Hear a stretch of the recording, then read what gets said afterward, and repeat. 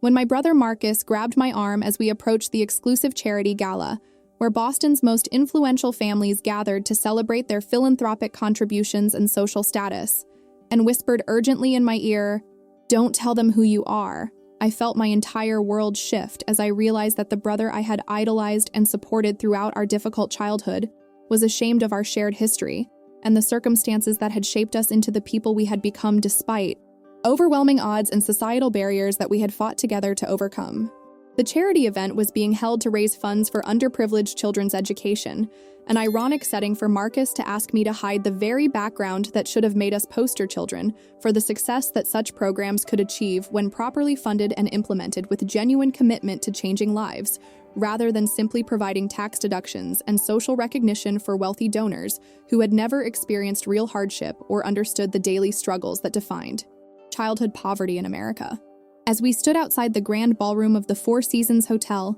surrounded by luxury cars and designer gowns that cost more than most families earned in a year,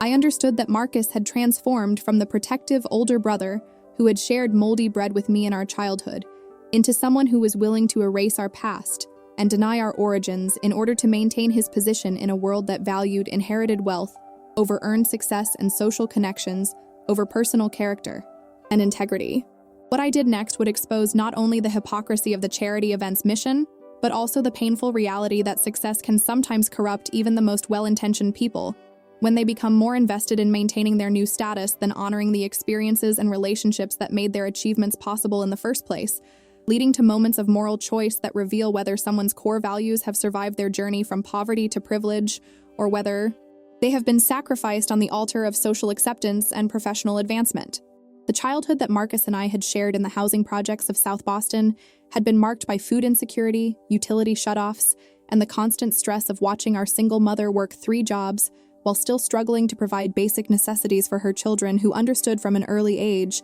that their circumstances were different from those of their classmates, whose families had resources and stability that seemed as foreign and unattainable as fairy tales. The concrete walls of our apartment building were stained with years of neglect. The hallways smelled of industrial disinfectant mixed with cooking odors and cigarette smoke, and the elevators broke down so frequently that we learned to climb 9 flights of stairs without complaint, carrying grocery bags and laundry while dodging broken glass and discarded needles that reminded us daily of the dangers that surrounded our attempts to build normal childhood experiences in an environment designed for institutional efficiency rather than human comfort or safety. Winter mornings in our apartment meant waking up to frost on the inside of windows, because the heating system was inadequate and our mother couldn't afford to supplement it with space heaters that might overload the electrical system and create fire hazards in a building where safety inspections were infrequent and maintenance requests were often ignored by landlords who viewed low-income tenants as sources of government subsidies rather than human beings deserving of basic dignity and livable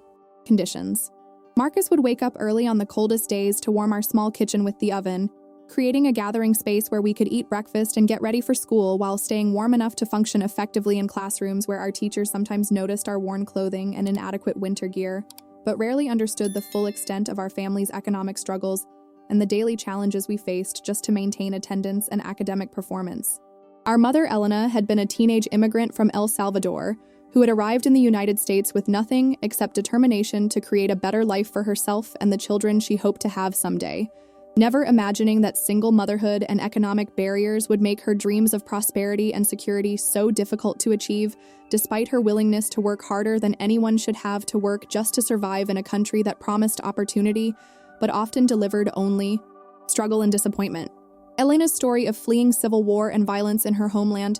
had shaped her understanding of survival and sacrifice in ways that made her grateful for opportunities that others might consider inadequate. But her limited English skills and lack of formal education created barriers to advancement that trapped her in low-wage service jobs, despite her intelligence, work ethic, and determination to provide better opportunities for her children than she had experienced during her own difficult childhood and dangerous journey to America. The 3 jobs that Elena worked to support our family included early morning shifts cleaning office buildings before business hours, afternoon work in a hospital cafeteria serving meals to patients and staff, and evening hours as a hotel housekeeper cleaning rooms after guests checked out, creating a schedule that left her exhausted and absent from our home during most of our waking hours, while she earned barely enough money to cover rent, utilities, and basic food expenses that never seemed to to stretch far enough to provide the kind of childhood experiences that her children deserved. Her absence during evenings and weekends meant that Marcus and I learned independence and responsibility at ages when other children were focused on homework,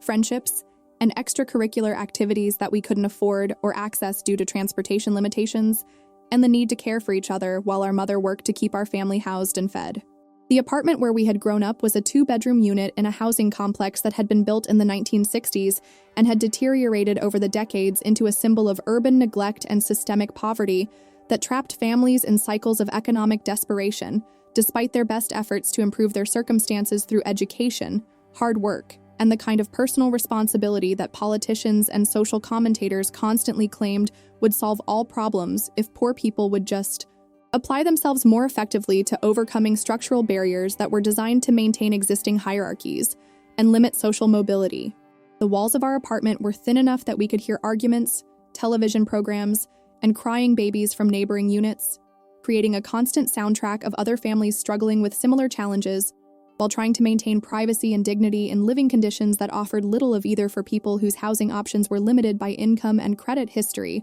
that excluded them from safer and more comfortable neighborhoods. The building's playground equipment had been broken and dangerous for years, with rusted swings, missing chains, and a slide with sharp edges that cut children's hands and clothes. But the management company responsible for maintenance seemed more interested in collecting rent checks than investing in improvements that would make the property safer or more livable for the families who had no choice but to accept substandard conditions, because affordable housing was scarce and waiting lists for better options were years long. The laundry facilities in the basement were frequently broken, forcing residents to hand-wash clothes in their apartments or spend money they couldn't afford at commercial laundromats several blocks away, adding transportation costs and time burdens to the already overwhelming challenges of managing household responsibilities while working multiple jobs and caring for children in an environment that seemed designed to make every basic task more difficult and expensive than it should have been. Marcus had been my protector and role model throughout our childhood, using his intelligence and charisma to navigate the dangerous social dynamics of our neighborhood,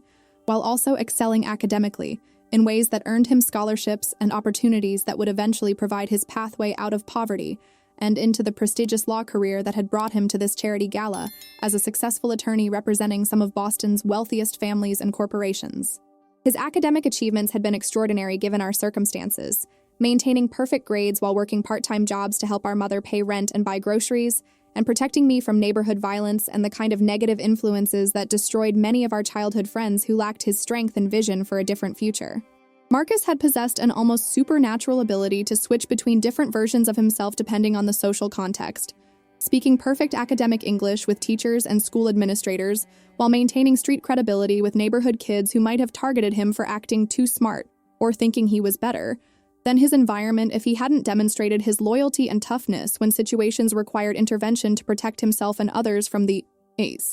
violence and exploitation that characterized daily life in our community. The after-school hours when Marcus was responsible for my safety and supervision had been filled with homework sessions at our kitchen table, where he helped me with assignments while completing his own advanced coursework, cooking simple meals from whatever ingredients our mother had managed to purchase with food stamps and careful budgeting, and creating games and activities that would keep me entertained and safe inside our apartment when going outside involved risks that our mother had taught us to recognize and avoid through careful observation of neighborhood dynamics and dangerous situations. His ability to make our limited resources feel like abundance through creativity and imagination had been one of his greatest gifts during our childhood, transforming our sparse apartment into a world of possibilities where books borrowed from the library became doorways to adventures and futures that seemed attainable, despite our current circumstances and the barriers that others considered insurmountable for children from our background. The sacrifices that Marcus had made for our family during his teenage years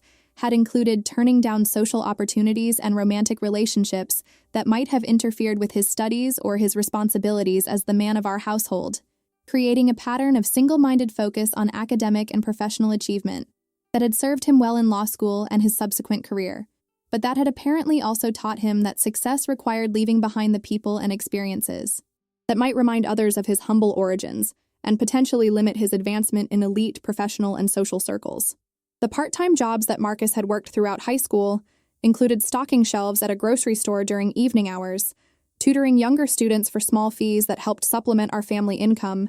and spending weekends doing yard work and minor repairs for neighbors who paid him in cash for services that their limited budgets couldn't afford from professional contractors or maintenance companies. The academic competitions and achievement recognition that Marcus had earned during his high school years had created opportunities for college visits and scholarship interviews that required professional clothing and confident presentation skills that he had taught himself through observation and practice, studying how successful people dressed and spoke, while developing the kind of social adaptability that would later serve him well in professional environments, but that also taught him to compartmentalize different aspects of his identity depending on his audience and their expectations. The guidance counselors and teachers who had recognized Marcus's potential had provided mentoring and support that extended beyond normal school responsibilities, helping him navigate college applications and financial aid processes, while also teaching him about social and cultural codes that would be important for success in academic and professional environments, where his intelligence and work ethic would need to be combined with sophisticated understanding of class dynamics and social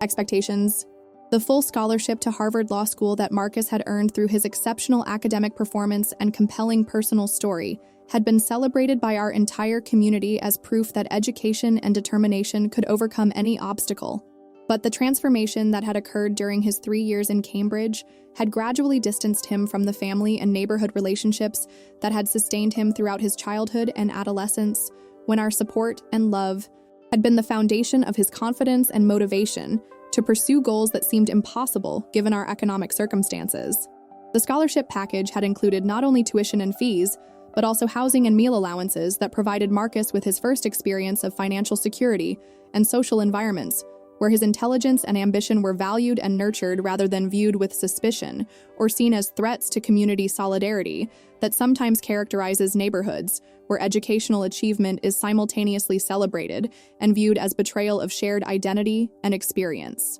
The law school environment had exposed Marcus to classmates whose family wealth and social connections provided them with internship opportunities, professional networks, and cultural knowledge that had been acquired through generations of privilege rather than earned through individual effort and determination, creating pressure to minimize differences in background and experience while maximizing his ability to fit into social and professional contexts where his origins might be viewed as interesting conversation pieces rather than sources of authentic understanding about inequality and justice issues. The summer internships and externship opportunities that became available through law school had introduced Marcus to law firms and legal organizations where partnership track positions and client development required social skills and cultural fluency that extended far beyond legal knowledge and courtroom performance into areas of relationship building and business development that favored people with inherited social capital over those who had earned their credentials through merit alone. The law firm position that Marcus had secured upon graduation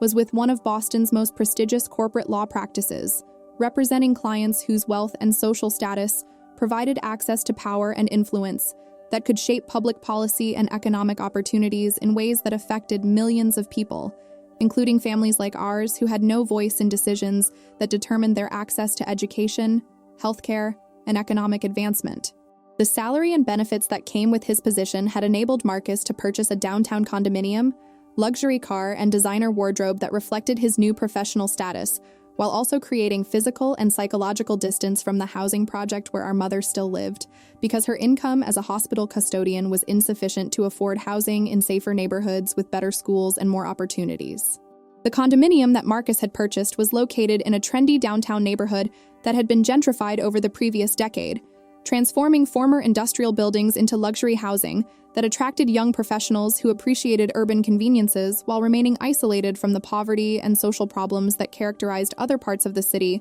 where people like our mother continued to struggle with housing costs and limited opportunities for economic advancement. The luxury car that Marcus had chosen was a German sedan that represented success and sophistication in the professional circles where he now operated, but that also served as a barrier between him and the public transportation and walking that had characterized our family's approach to getting around the city when car ownership was an impossible expense that would have consumed resources needed for basic survival and opportunity creation. The designer wardrobe that Marcus had assembled for his professional life included suits that cost more than our mother earned in months of hospital custodial work, shoes that were handmade in Italy, and accessories that communicated wealth and status to colleagues and clients who evaluated competence and trustworthiness partly through appearance and material possessions that demonstrated membership in elite economic and social circles. The social connections that Marcus had developed through his law firm and professional activities had introduced him to Boston's elite social circles, where family pedigree, educational credentials,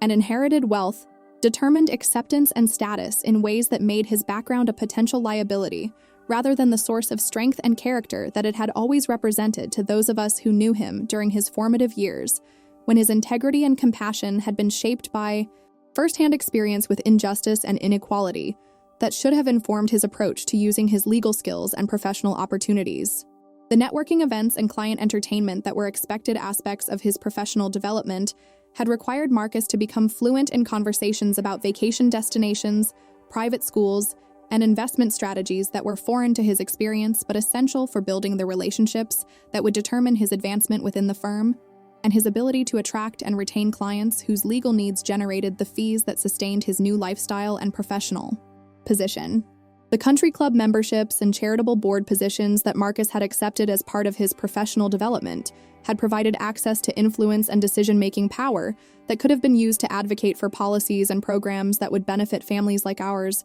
but instead had become opportunities for him to demonstrate his assimilation into elite social circles, where his background was either unknown or treated as an inspiring example of individual achievement rather than evidence of systemic problems that required collective action and structural change to address effectively. The social events and fundraising activities that characterized these elite circles often involved raising money for charitable causes that addressed symptoms of inequality while avoiding discussion of root causes or policy changes that might threaten the economic and social advantages that enabled their philanthropic activities and tax-advantaged giving strategies. The charity gala where Marcus had asked me to hide my identity was an annual fundraising event for the Boston Children's Education Foundation, an organization that claimed to support educational opportunities for underprivileged youth, but that actually served primarily as a social networking opportunity for wealthy donors who wanted tax deductions and public recognition for their philanthropy, while maintaining the systemic barriers that created educational inequality in the first place.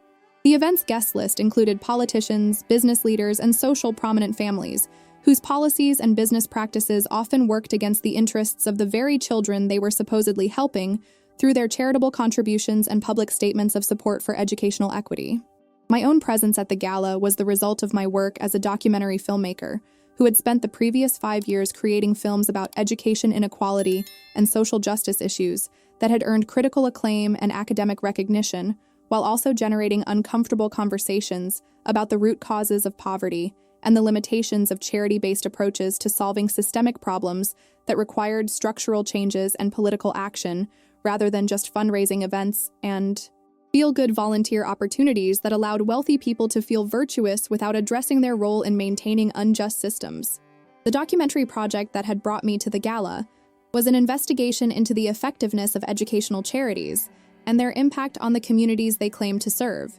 focusing specifically on the disconnect between donors' stated commitments to helping disadvantaged children and their actual support for policies and practices that would create meaningful change in educational outcomes and economic opportunities for families trapped in generational poverty. The film had already generated controversy by revealing how some prominent charitable organizations spent more money on administrative costs and donor cultivation than on direct services to children, while also highlighting the patronizing attitudes and cultural assumptions that characterized many well-intentioned but ultimately ineffective philanthropic efforts. The invitation to attend the gala had come through my work credentials as a filmmaker documenting educational issues, but the organizers were unaware that I was personally connected to the very demographic they claimed to be helping, or that my perspective on their work was informed by lived experience rather than just academic research and professional observation of problems that remained abstract and theoretical to most people who worked in philanthropy and social justice advocacy without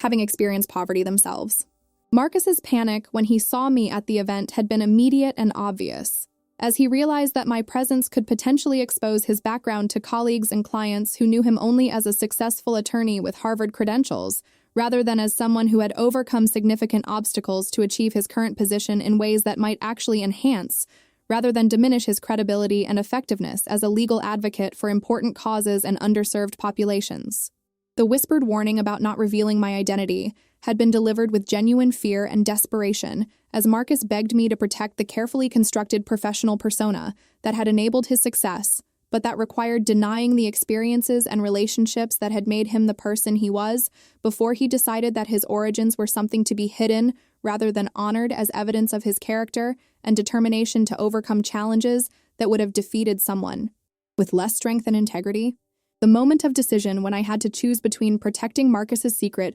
and honoring the truth about our shared history was complicated by my love for the brother who had sacrificed so much for our family and my anger at discovering that he was now willing to sacrifice our relationship and his own integrity to maintain social status that was based on deception rather than authentic achievement and personal growth that should have made him proud of how far he had traveled from his humble beginnings. The choice to reveal everything about our background and my connection to Marcus was motivated partly by my commitment to truth-telling as a documentary filmmaker, and partly by my belief that his success story would actually be more compelling and meaningful if it included the full context of the obstacles he had overcome, rather than presenting him as someone who had always belonged in elite circles and had never experienced the hardships that motivated his professional achievements and shaped his understanding of justice and opportunity. The announcement that I made to the assembled guests about my background as someone who had grown up in poverty and received the kind of educational support that the foundation claimed to provide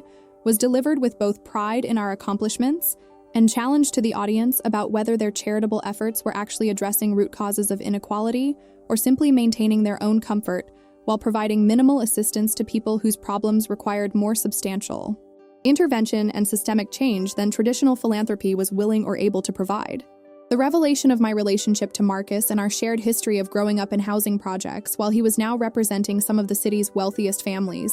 created immediate tension and uncomfortable questions about authenticity, representation, and the personal costs of professional advancement that required successful people to distance themselves from their origins and the people who had supported them during their journey from poverty to privilege. The reaction from the gala attendees was mixed, with some expressing genuine interest in hearing more about our experiences, and others obviously uncomfortable with the introduction of real poverty narratives into an event that was designed to make wealthy people feel good about their charitable contributions, without confronting them with the harsh realities of the problems they claim to be addressing through their donations and volunteer activities. Marcus's response to my revelation was initially anger and embarrassment at what he saw as a betrayal of his trust and a threat to his professional relationships. But the conversations that followed throughout the evening with colleagues and clients who were actually impressed by his background and curious about how his experiences had influenced his legal work suggested that his fears about rejection and professional damage had been largely unfounded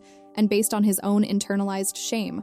rather than realistic assessment of how others would respond to learning about his origins. The media attention that followed the gala focused on the disconnect between charitable organizations' missions and their actual impact on the communities they served, with particular interest in stories like ours that illustrated both the potential for educational programs to change lives and the ongoing challenges that successful people faced when trying to maintain connections to their communities of origin while advancing in professional and social circles that often valued conformity over authenticity and inherited privilege over earned achievement. The documentary that emerged from this experience included extensive footage from the gala and subsequent interviews with attendees about their reactions to learning about real stories of poverty and educational advancement, revealing the complex mix of genuine concern, defensive rationalization, and uncomfortable recognition that their charitable efforts might be inadequate responses to problems that required more fundamental changes in economic and social policies, rather than just individual acts of generosity and volunteer service. The relationship between Marcus and me required significant repair and honest conversation about the pressures he had felt to hide his background and the impact that his success had on his connection to our family and community of origin, leading to a renewed commitment to using his legal skills and professional platform to advocate for systemic changes that would address root causes of educational inequality, rather than just providing charity that helped individuals while leaving structural problems intact. The career changes that both Marcus and I made following this experience reflected our shared commitment to using our professional skills and personal stories to advocate for more effective approaches to addressing poverty and educational inequality, with Marcus transitioning to public interest law and legal advocacy, while I continued making documentaries that challenged comfortable assumptions about charity and social justice, while highlighting the voices and experiences of people who were directly affected by the policies and programs that others designed without their input or participation. The charity gala had become a turning point that forced both of us to confront questions about authenticity, success, and responsibility that had been building throughout Marcus's professional advancement and my own career development, leading to choices about whether we would prioritize personal comfort and social acceptance or commit to more challenging but ultimately more meaningful work that honored our origins while using our achievements to benefit others who faced similar obstacles and limited opportunities. The lesson that emerged from this experience was that true success should enhance rather than diminish our connections to the people and experiences that shaped our character and values, and that professional advancement becomes hollow and ultimately unsatisfying when it requires denying or abandoning the relationships and principles that provided the foundation for achievement in the first place. Today, several years after that confrontational moment at the charity gala, Marcus and I work together on legal and documentary projects that address educational inequality and social justice issues from the perspective of people who have lived experience with the problems that others study or address from positions of privilege and distance